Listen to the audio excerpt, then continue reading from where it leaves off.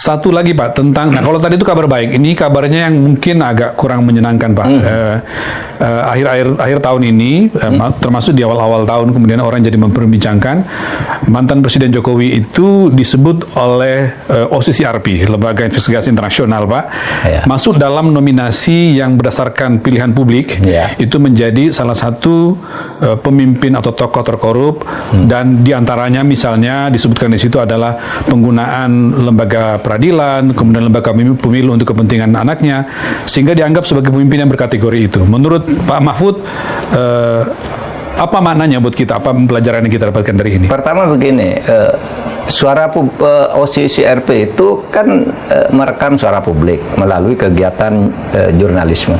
Itu bukan ya, penghimpunan informasi. Iya, biasa aja, kita terima aja itu sebagai penilaian, dan itu bukan bukti hukum. Kalau bicara bukti hukum nanti kan penegak hukum.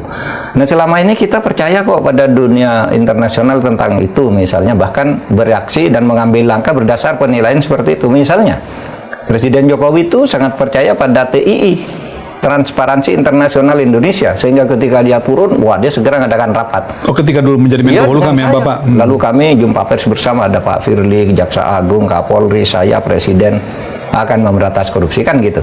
Itu juga bukan bukti hukum, TI itu persepsi-persepsi aja, investigasi diam-diam. Ya, itu harus diterima, tidak mesti benar apa yang diumumkan itu. So, kita juga percaya pada misalnya apa yang dikatakan oleh World Bank tentang prediksi, kan gitu kan? Yeah. Percaya. Kemudian Economic Intelligence Unit itu juga kita percaya, dan macam-macam lah. Ada lagi Freedom House dan segala macam. Iya, ya itu kan. Ya, gimana ini mau ditolak kalau yang lain kita percaya? Tetapi ini sekali lagi tidak merupakan bukti hukum, karena beda bukti hukum dan bukti opini itu. Jadi biasanya bukti opini itu, atau opini yang berkembang, yang menggelombang di tengah-tengah masyarakat tuh menjadi pintu untuk bagaimana menilai hukumnya, kan begitu. Jadi kesimpulannya mungkin dikatakan jangan sibuk membantah atau jangan sibuk mencaci maki, tapi ambil pelajaran penting dari situ kira-kira. Ambil pelajaran penting. Pak Jokowi tidak akan masuk ke kasus hukum hanya karena soal ini. Nggak mungkin itu ya.